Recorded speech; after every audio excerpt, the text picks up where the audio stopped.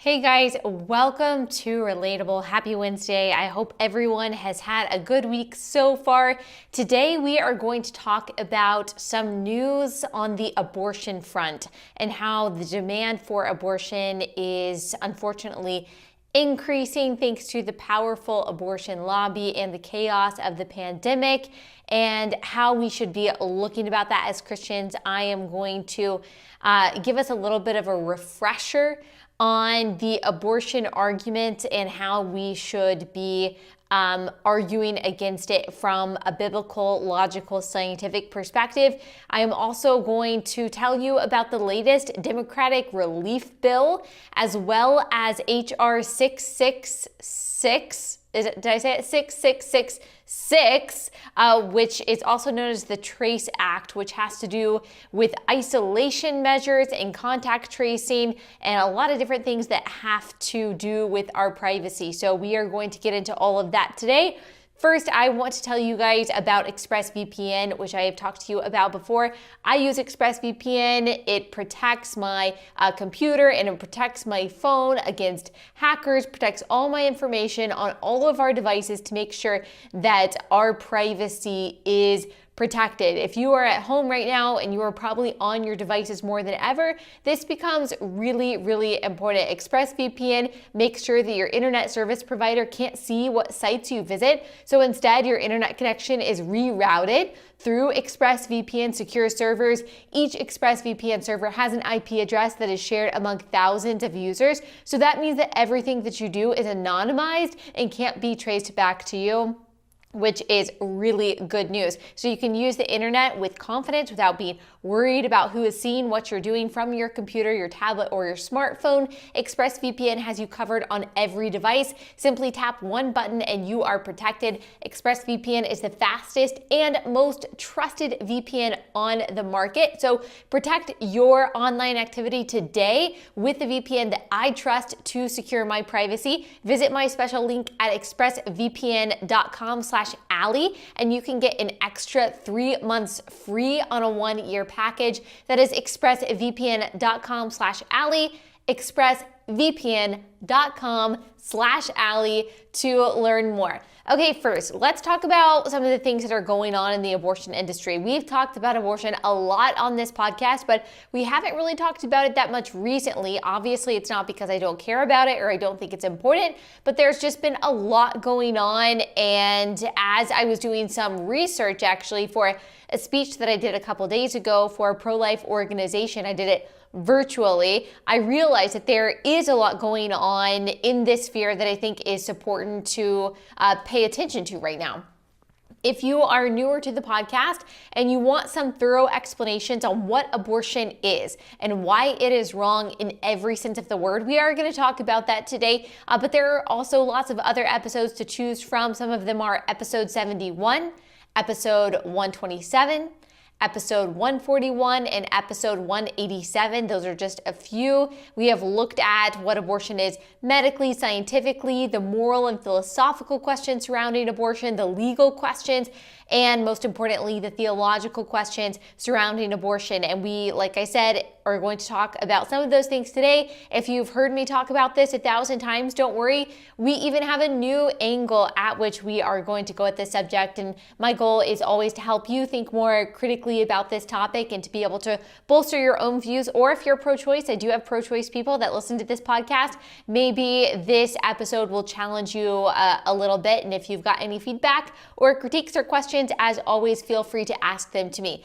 Anyway, what is happening on the abortion front right now? I read in Newsweek that the United Nations has just decided to move forward with a $2 billion response to the coronavirus, allocating resources around the world to the countries that need it most. 120 million of those dollars in that fund is directed to the UN Population Fund, whose priority is ensuring that girls and women can easily access abortion, and they also have a reputation for actually circumventing a nation's laws to make sure that girls and women are able to have abortions. As we talked about on the episode from a few weeks ago titled "Who is WHO?", they are unabashedly a far left-wing organization They are passionately pro-abortion, as you can read for yourself on its website. And so there is a lot of money also going from the United Nations to the WHO. USA Today reports that demand for abortion is up due to coronavirus, and that despite apparent fears about the virus spreading in closed places, abortion clinics are accommodating this uptick in clientele. It's reported that even women who want children are actually having abortions because they're nervous to go to the hospital for regular checkups. And so, as we've said before, fear has fatalities. I know coronavirus does, but so does fear, and so does this quarantine. A director of a clinic in Illinois said that the percentage of women who go through with the abortion after the initial consultation has increased from 50% to 85%. Abortion clinics are providing how-to guides on do-it-yourself abortions for women who are panicked about being pregnant right now. This is from Dr. Ann Davis, an OBGYN at Columbia University Medical Center. She said, "We don't know enough about this to say that it's going to be fine. Your pregnancy will proceed in usual fashion and there will be no impact from COVID-19. They want us to say that it will be all right. We have to say we don't know." We don't know. So women who find themselves pregnant right now in the middle of a global pandemic are dealing with uncertainty. They're dealing with fear. They're scared. Maybe they or their boyfriend or husband lost their job. They're not sure how they're going to be able to provide for their kids. And what they're receiving from the so-called experts at abortion clinics and hospitals that perform abortions is, according to this Dr. Davis, more uncertainty. They're hearing, "We don't know." In other words, their fears of the future only are being confirmed and exacerbated when they're seeking help rather than calmed and mitigated. So instead of hearing, "Yes, life is hard right now, and I know that the future is unsure, but I believe that you can do this, and here's a list of organizations and people that can help you with food and clothing and diapers and resources and all the things that you need," they are hearing, "We don't know." If you listen to the interview that I did with Abby Johnson a few months ago, she used to work at Planned Parenthood. Now she works really hard in the pro-life arena. You know that this is par for the course. At abortion centers, staff at abortion clinics prey upon the fears of potential clients by affirming their insecurities and affirming their anxieties rather than offering them what they really need. And what they really need is strength and hope. These women not only hear from abortion staffers that it's too hard to raise a baby, that it really would be better if they opted for abortion, they also are very often lied to about scientifically what is going on inside their body. The abortion industry has worked very, very hard to dehumanize the unborn child by using what they believe is more sterile and completely nonsensical language, like pregnancy tissue. So if you go to PlannedParenthood.com, you will read about what an abortion is, but it will say things like, take the pregnancy out of you, take the pregnancy tissue out of you. They might even say, if they're feeling a little bit cheery that day, fetus, knowing that the Latin word for baby is objectifying enough to abate any guilt a woman might feel over killing her offspring. The media, academia, Hollywood, social media have all helped the abortion industry in the effort to make abortion seem as meaningless and even as moral as possible by ignoring the very simple, very scientific fact that it kills violently and brutally a defenseless human being. Right now, Planned Parenthood is doing what they call telehealth. They are offering appointments via Zoom and are even walking mothers through how to abort their babies from home. This is from USA Today. Dr. Mira Shah is a chief medical officer of Planned Parenthood Hudson, which serves New York's northern suburbs. Sorry, can't read for some reason. She says her staff is expanding telemedicine as they see an uptick in patients seeking abortions, often convinced that having a child right now isn't best for them. We provided a medication abortion to an EMT while she was sitting in her ambulance, Shaw said. We provided abortion care to a mother who was at home with her children running around behind her. Okay, Planned Parenthood said Planned Parenthood and the International Abortion Lobby is doing everything that they possibly can to make getting an abortion as easy as possible. And if it were up to them, they would give women no time to consider other options like keeping the baby or adoption, no time to weigh the moral implications, no time to get over the initial panic about having a baby in a pandemic, no time to wonder if maybe she'll regret the decision one day, no information about fetal development, no opportunity to even wonder if having an out-of-hospital or at-home abortion might be dangerous to her own health. They want to make sure that, even and especially right now in a pandemic, that women can abort their babies as conveniently, as quickly, as easily as possible. Now, I always like to remind my audience of what an abortion is, not because I enjoy remembering that or enjoy reading about it or talking about it. I don't. It makes my heart hurt. I get a pit in my stomach. If you don't want to hear it, you might want to fast forward through what I'm about to say. If you're listening with kids, I certainly am giving you a fair warning about that. But particularly for the people who haven't heard me describe what some of these procedures are, that it's not hyperbole, I'm not putting my spin on things, I'm literally reading it from either Planned Parenthood's website or other abortion centers' website. I am not trying to change what scientifically and literally an abortion procedure is. I'm just trying to inform you. So if you haven't heard me do that, I do recommend that you listen to it, that you make yourself listen to it. If you are pro-choice, then you should certainly have nothing to fear in listening to what I'm about to say, because this is something that you actually support women having the right to be able to do. Particularly for these people, I want to remind them of what actually happens. If you are already pro-life, I think this bolsters your stance. If you are pro-choice, it might just challenge you a little bit to think about how you can kind of morally and logically defend this kind of procedure. So from the moment of conception, very basic reminder, an unborn child, a zygote, whatever you want to call it, has unique human DNA that is independent from his or her mom and dad. He or she is a boy or a girl. She is not simply a clump of cells. She is not an object. She's not in some transient state between dead and alive. He is a living, a rapidly developing human being. That is a scientific fact. He is not anything other than a human being. There is no chance of him growing into anything else other than a fully formed human baby with simple time.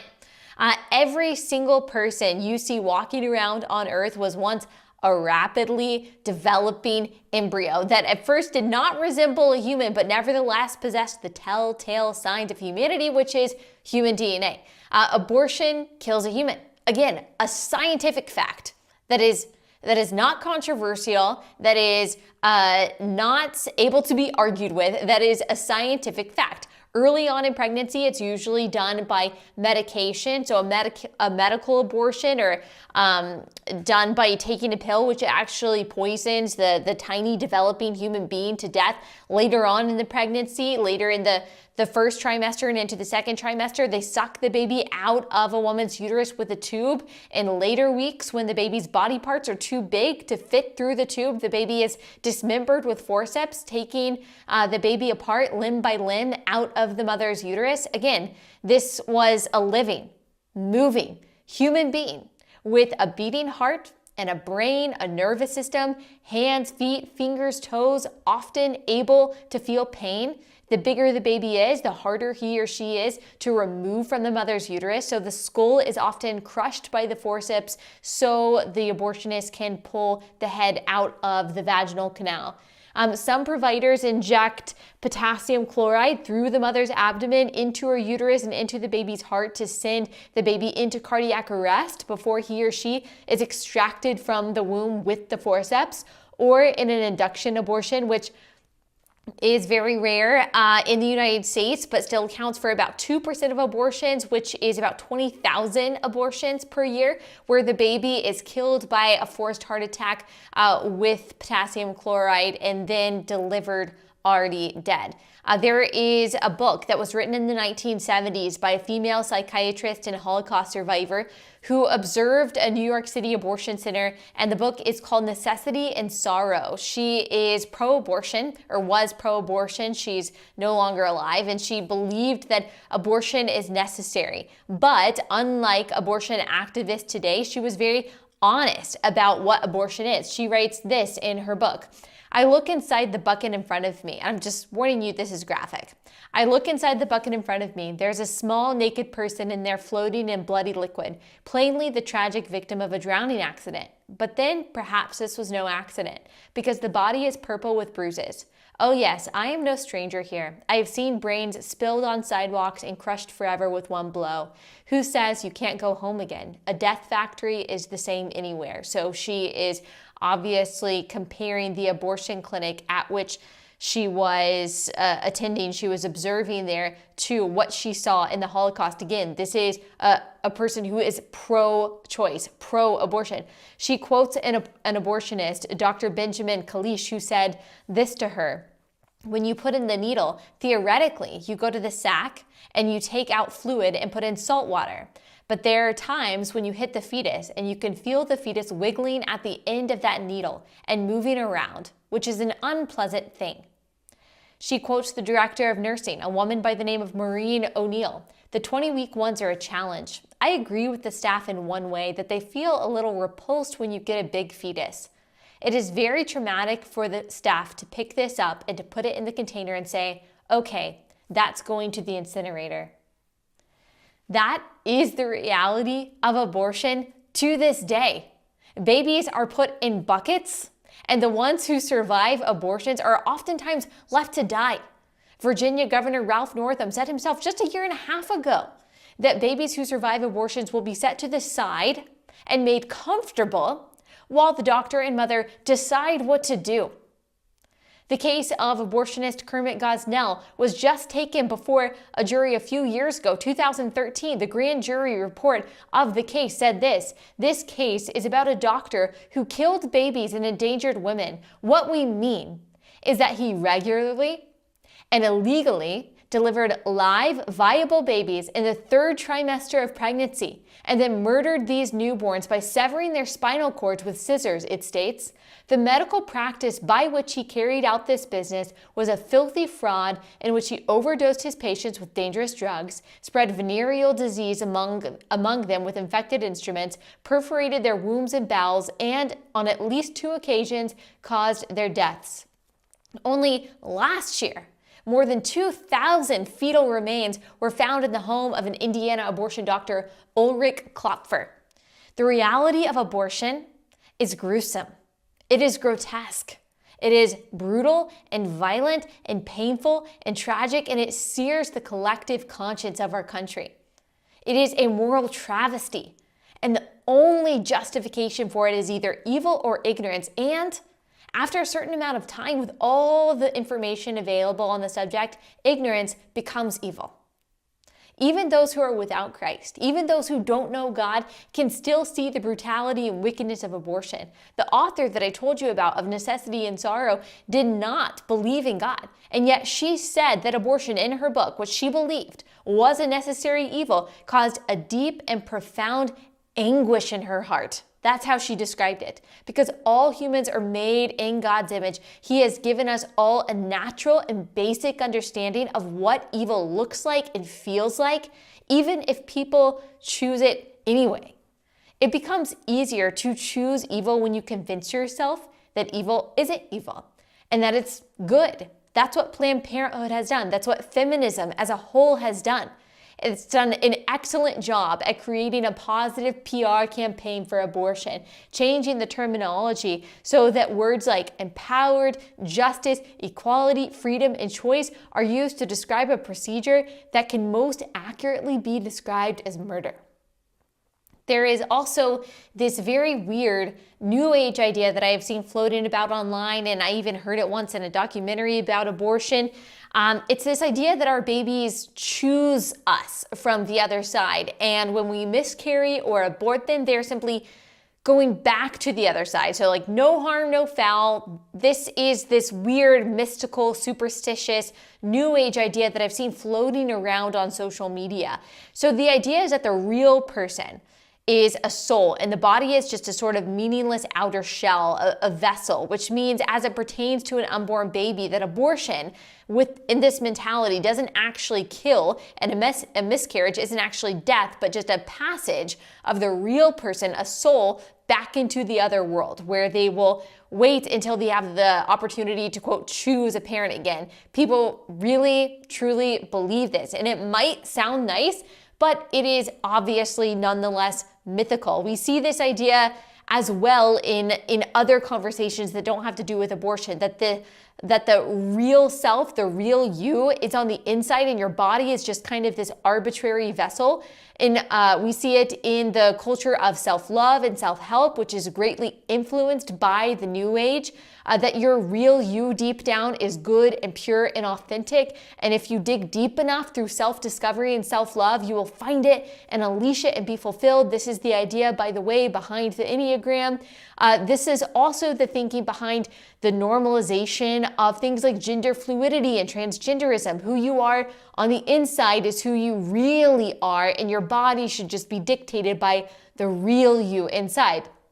That's how the thinking goes. But for the Christian, we know that that thinking is not biblical. That's not a true view of a human being. The Bible teaches that our bodies and our spirits are intertwined, that our bodies matter, that our bodies are a part of who we really are, and therefore they have meaning, that God cares about our bodies. He created our bodies with specific purposes. He cares about what we do to and with our bodies. There will one day be a resurrection of the bodies, and that we have a real spiritual, imperishable body to look forward to. If you haven't read Love Thy Body by Nancy Pearcey, I highly encourage you to do so. So all of this means, from a biblical perspective, that abortion kills a human being with a soul, a human being made in the image of God, a human being whose body and soul were made by God and matter to God. A body who, strictly scientifically speaking, can feel pain likely as early as 16 weeks. So that's only a third of the way through the second trimester, if my math is correct. But the abortion lobby doesn't want you to think of that. They don't want you to think about the reality of abortion at all, as long as they can get women to think of abortion in the abstract, as a political movement, as a symbol of freedom or a representation of empowerment, rather than a physical, violent act. They can continue to win unwitting people onto their side. I want to read you a quote from C.S. Lewis's Screwtape Letters, a book that I've read several times and now read it again through my online book club. Screwtape, if you don't know about Screwtape Letters, so Screwtape is the fictional demon writing letters to his nephew, Wormwood. And he starts out, the book starts out with the first letter in which Screwtape is instructing his nephew, Wormwood, how to keep his patient, and that is the human he is trying to torment and tempt away from God, away from Christianity. So this is what he says. Jargon, not argument, is your best ally in keeping him from the church. Don't waste time trying to make him think that materialism is true. Make him think it is strong or stark or courageous, that it is the philosophy of the future. That's the sort of thing he cares about. By the very act of arguing, you awake the patient's reason, and once it is awake, who can foresee the result? This is exactly why pro-abortionists, so-called pro-choicers, don't argue about abortion. This is why they don't talk about what abortion actually is or does. This is why they cannot and do not typically try to make any real moral sense of it or moral defense of it, because there isn't one. They use jargon and the feeling that if you are pro-choice, you're on the right side of history, without actually giving any real answer to what that really means. They know that if they try to appeal to reason or logic or morality or anything that's actually real, they will lose. So they numb your brain with ridiculous doublespeak that makes no sense but nevertheless sounds really good. So my goal right now, always when I talk about this subject, is to awaken your reason. Because you are too smart, girl. You are too smart to be pro-choice. Now, you know too much. I know that you don't want to think about it. I know that you don't want to consider this because you don't know what your friends are going to think, and you don't want to be a bad feminist. You don't want to be anti-woman. You want to believe in female equality. Well, let me just tell you, let me level with you woman to woman and say abortion ain't it. If a woman can't be equal without killing her baby, then she doesn't deserve to be equal at all. I want you to think about this. I want you to consider this. I want you to think about your moral arguments and your logical arguments for the violent killing of babies inside the womb. I want you to think through the questions that I have laid before you, and I encourage you to go back and listen to some other episodes that I've done. I probably answer a lot of the questions that you have, and just wrestle with this. If you are truly right in being pro-choice, if you are truly correct, if you are on the quote right side of history, then you have nothing to fear in wrestling with some of the questions and the things that I have put before you today. So that's my challenge. It is no coincidence that Satan works the same way as the abortion movement does, as the abortion movement is under the influence of Satan. And I understand if you're not a Christian, that's going to sound crazy to you, but if you are a Christian, this is a reminder that there's no such thing as neutral grounds. To quote my good friend C.S. Lewis again, there is no neutral ground in the universe.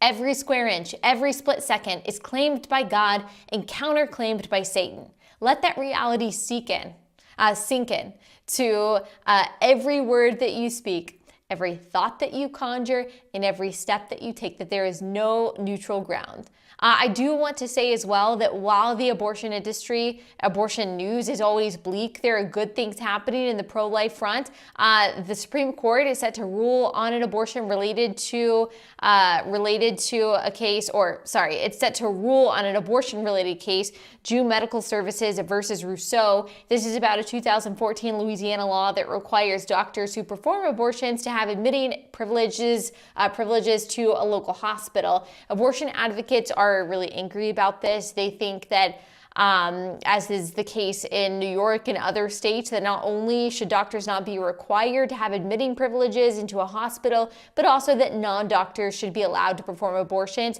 The Guttmacher Institute, the research arm of Planned Parenthood, released a new report that says that 15 states could see abortion access profoundly reduced if the Louisiana law is upheld. There are already 6 states that have a similar law that is currently not enacted while waiting for the Supreme Court ruling. So that's Alabama, Arkansas, Mississippi, Oklahoma, Tennessee, and Texas.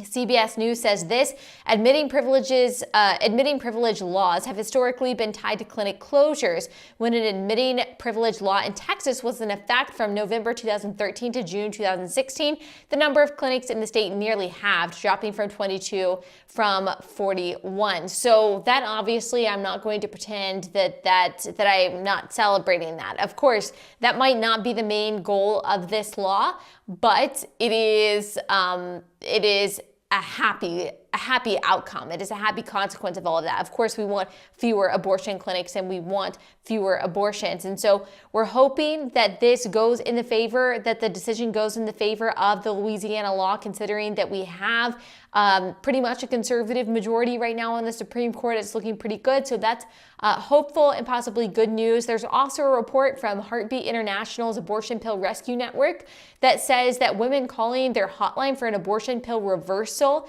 has gone up from about 50%, I think, to 80% of people who call and actually go through with the reversal. And there are a lot more people that are calling in, a lot more women that are calling in. So praise God. Remember, God's work doesn't always make headlines, doesn't usually make headlines, but it is always happening. And in fact, God's reality and God's work is the realest reality that we exist in, not what's going on Twitter, not what's going on in the news.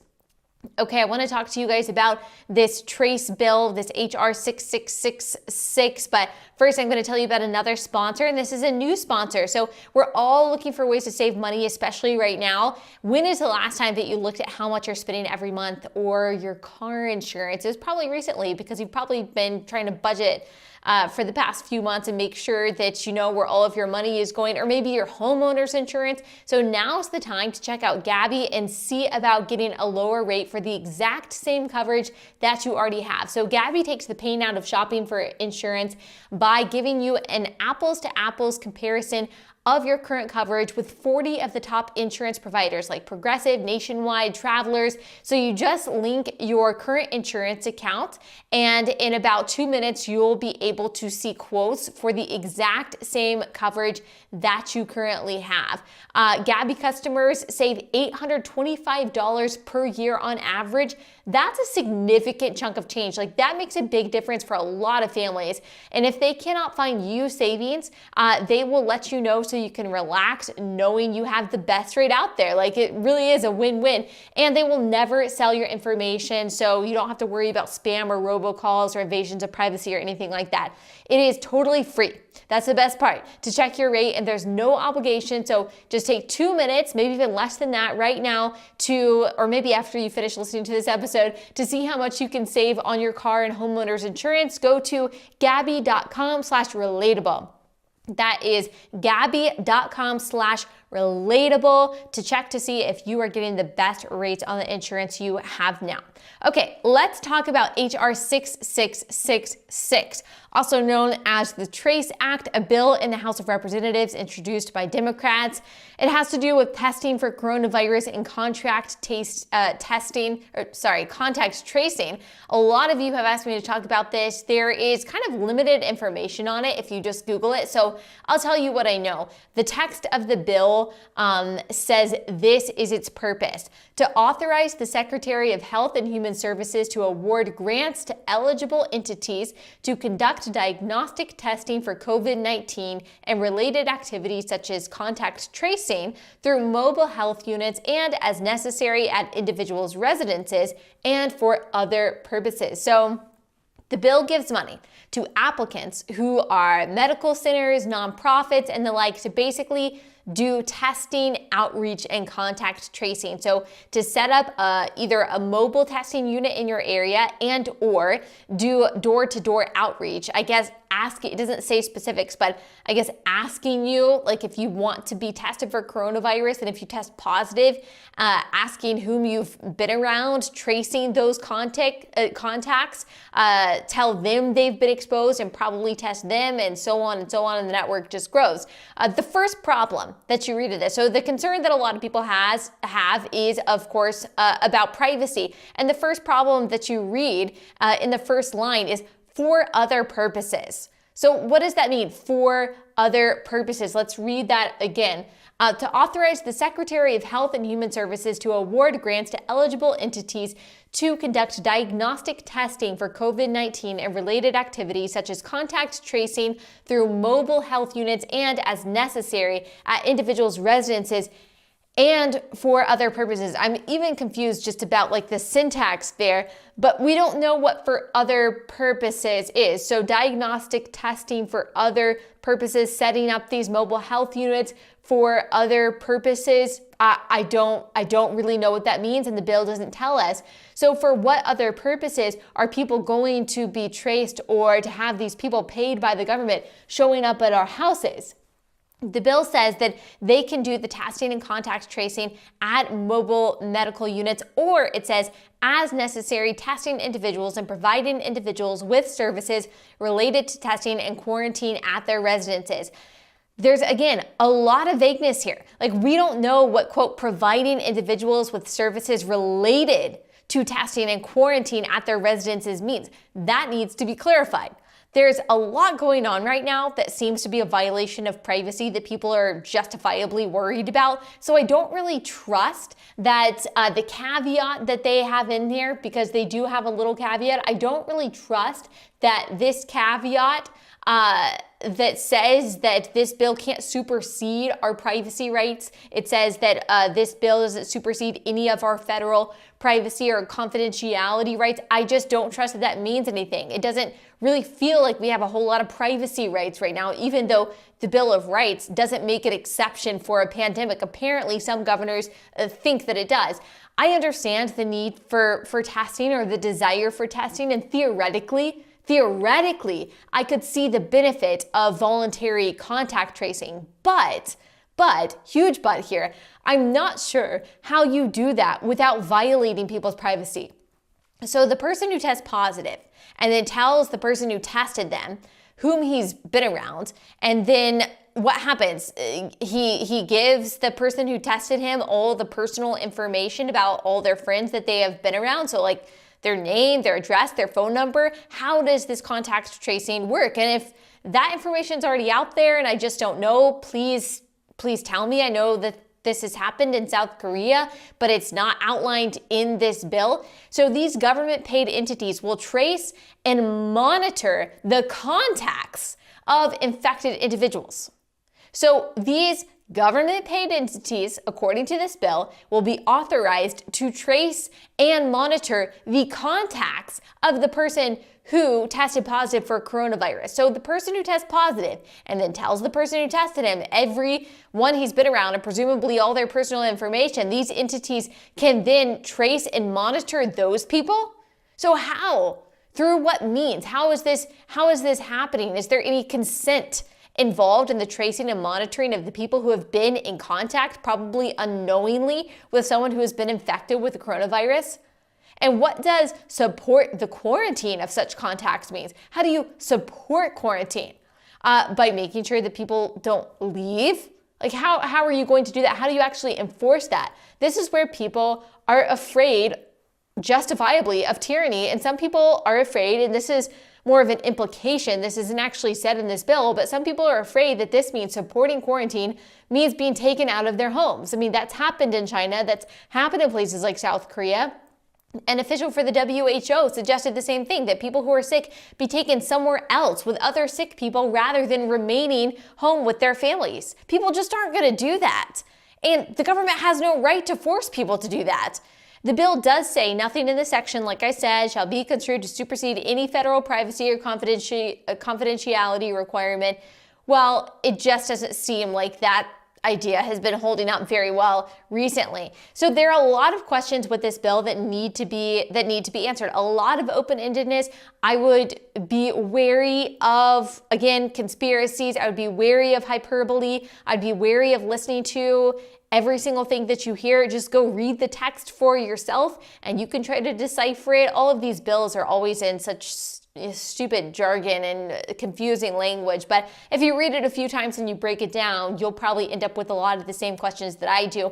I don't want to spin you into a tizzy with conspiracy theories that I don't know. These are just the questions I have as I was reading the bill itself. And then we see that the Democrats in the House of Representatives just unveiled a new $3 trillion relief bill for coronavirus. $3 trillion. That is truly, just as a lot of Republicans are saying, a wish list of all the things Democrats want anyway, even outside of a pandemic, with no thought whatsoever toward whether or not we can actually afford to spend another $3 trillion. And listen to this. $75 billion would go towards testing, contact tracing, and isolation measures. Testing, contact tracing, and isolation measures.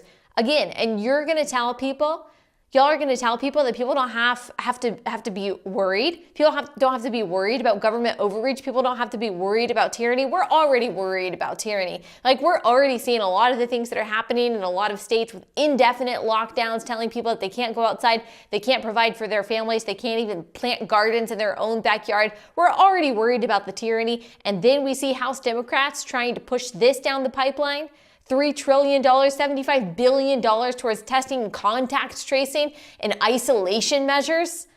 We would like to know what that means, Nancy Pelosi. We would love to know what that means. $600 in unemployment benefits per week to every single person who is unemployed through January 2021. So it was July 2020. Now they're trying to extend that through January 2021, which means that many people will not go back to work because they can make more money unemployed than employed, which will keep unemployment rates high, which Democrats know is bad for Trump. So that is the heart behind that. It's not compassion. This would be the most expensive spending package in United States history. Maybe some of this stuff in the bill is good, but I am telling you, Democrats are leveraging this crisis, if you haven't already noticed, for further control and to continue to try to foil Trump, which is evil, as millions of Americans are suffering from the fatalities and the terrible effects of this lockdown. I mean, people are looking to places like Sweden, who never even fully locked down.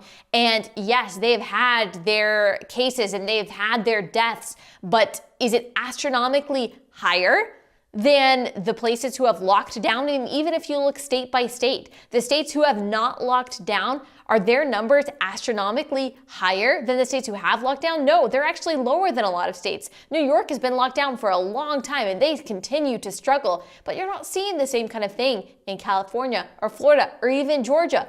All of the states, at least Florida and Georgia, have been lambasted by the media, but the numbers are not supporting this hysteria. And I've always said, look, we should take this seriously. We should distance voluntarily. You should wash your hands, please, for the love of all things good. Cover your mouth when you cough and sneeze. Be smart. But people should be able to largely make their own decisions. But the tiny tyrants are unable to release any control because they love power. They love power. They're like vampires sucking the blood out of America, and the blood is just power, and they're feeling stronger and stronger.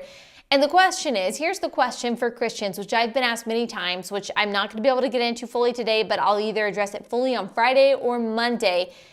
What do Christians do in the face of rebellion? It was John Knox that famously said that rebellion to tyranny is obedience to God.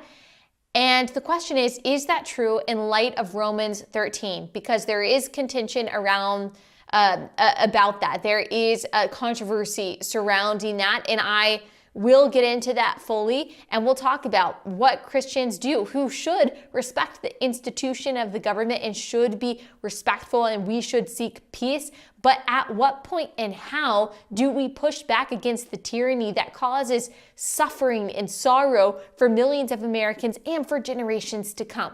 I am going to end on one of my favorite passages. I'm going to end on a positive, hopeful note. And I've read this passage to you guys before, and I love it because it truly is so hopeful. If you're looking around and you feel like wickedness and evil are prevailing, and you think that corruption is going to win, and you don't know if God is going to deliver us, or you're worried or you're scared, this is such a great passage. It's such a good reminder of God's faithfulness and what he will do and what we as his people should be doing in the meantime. So this is Psalm 37, 1-9. I encourage you to read the whole thing, but I will just read you a few verses. Fret not yourself because of evildoers. Be not envious of wrongdoers, for they will soon fade like the grass and wither like the green herb.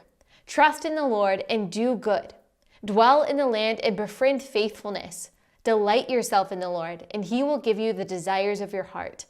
Commit your way to the Lord. Trust in him, and he will act. He will bring forth your righteousness as light and your justice as the noonday. Be still before the Lord and wait patiently for him. Fret not yourself over the one who prospers in his way, over the man who carries out evil devices. Refrain from anger and forsake wrath. Fret not yourself, it tends only to evil.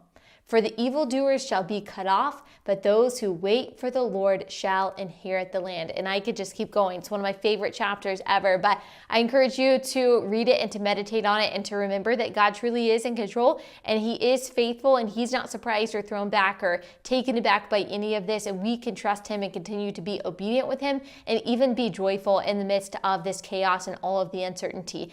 Okay, that's all I have for you today. I will be back here on Friday. I know I keep on putting off talking about pandemic, and I promise to do that. I just haven't been able to look into it sufficiently, but I will try to cover that for you very soon, and have a great rest of your week.